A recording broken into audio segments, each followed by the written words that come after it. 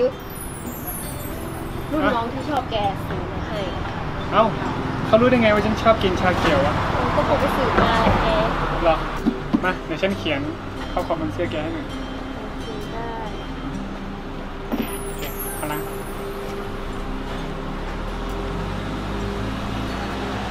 อ่ะเขียนให้ฉันด้วย